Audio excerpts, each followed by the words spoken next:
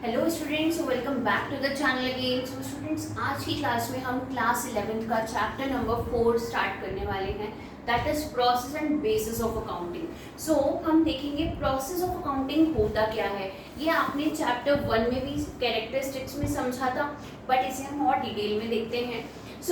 हम सबसे पहले कभी भी अकाउंटिंग स्टार्ट करते हैं तो सबसे पहला प्रोसेस में हमारी फर्स्ट स्टेप क्या होगी?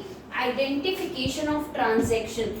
भाई, आपके नंबर ऑफ ट्रांजैक्शंस होते हैं बिजनेस में, तो आप पहले तो ये डिसाइड करेंगे कि कौन से ट्रांजैक्शंस आपके मॉनेटरी टर्म्स में मेजर किए जा सकते हैं और कौन से नहीं। तो जो भी ट्रांजैक्शन मॉनेटरी टर्म्स में मेजर हो सकते हो, only those transactions will be recorded, okay, monetary terms, ठीक है, जिन्हें आप मनी की टर्म्स में मेजर कर सकते हैं। तो आपको आइडेंटिफाई करना पड़ेगा, पहचानना पड़ेगा पहले। Only those transactions will be recorded in the book of accounts.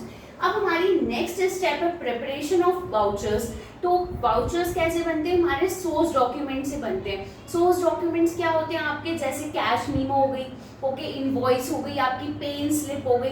तो जैसे कैश मीमो है, कैश पेमेंट्स होते टाइम पर आपकी कैश मीमो मिलती है आपको।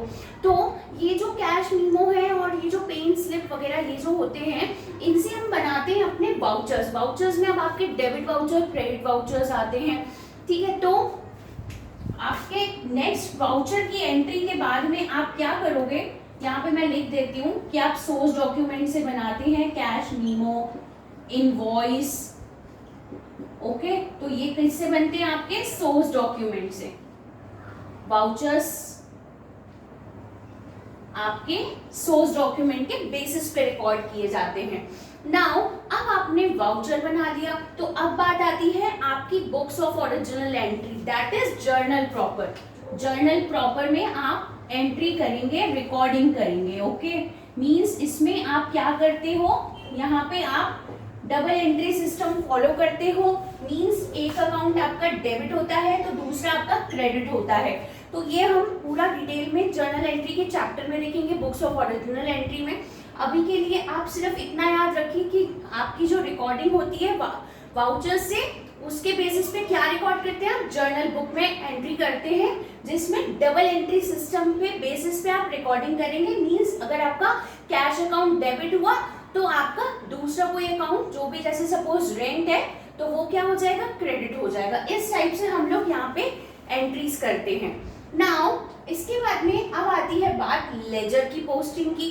तो भाई, आपने जर्नल एंट्री में सारे ट्रांजैक्शंस को रिकॉर्ड कर लिया, ओके, आप बिल्कुल क्रोनोलॉजिकल ऑर्डर में रिकॉर्डिंग कर लिया आपने डेट वाइज।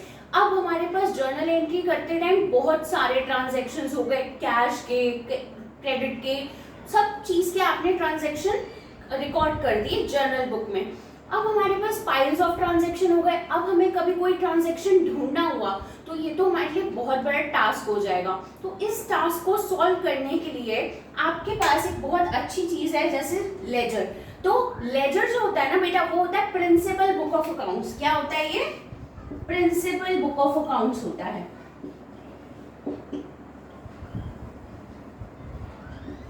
अब इसे principle of book of accounts क्यों कहा गया है, तो ये भी हम देख लेते हैं।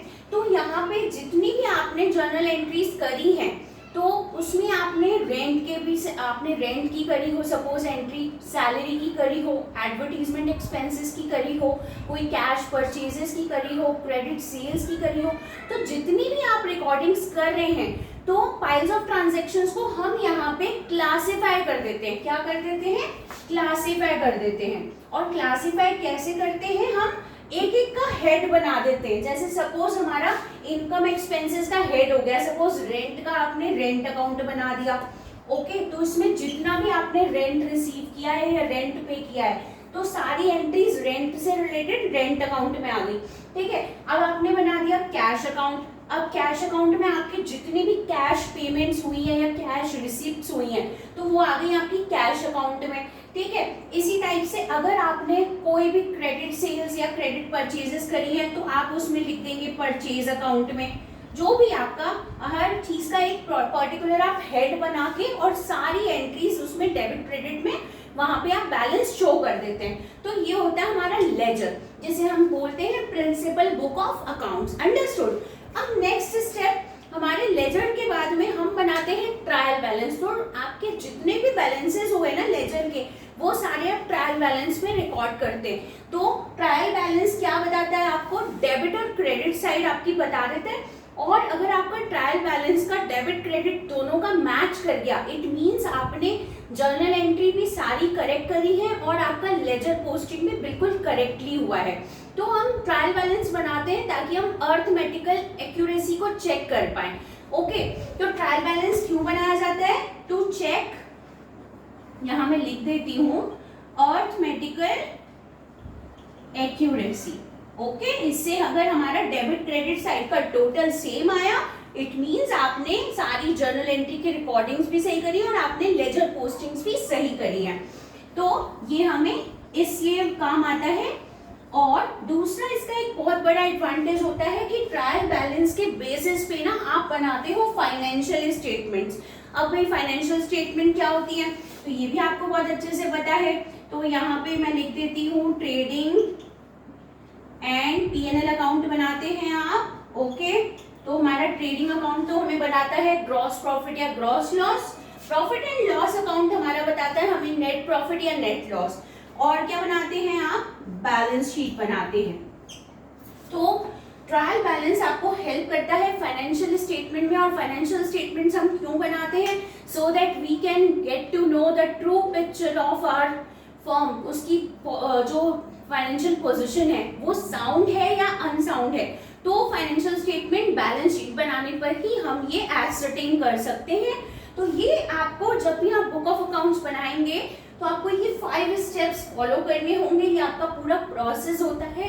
अगर आप ये सारी 5 स्टेप्स फॉलो करके अपने अकाउंट्स बनाएंगे तो आपकी जो भी रिजल्ट्स होंगे वो बिल्कुल एक्यूरेट निकलेंगे और आपके यूजर्स के लिए भी बहुत ही ज़्यादा फ्रूटफुल रहेंगे। सो यहाँ तक हमने प्रोसेस पढ़ा है, आगे का हम नेक्स्ट क्लास में देखेंगे। तो तब तक के लिए thank you for watching. And अभी तक अगर आपने चैनल सब्सक्राइब नहीं किया है तो do it now, so that you can get the notifications on time. Thank you for watching.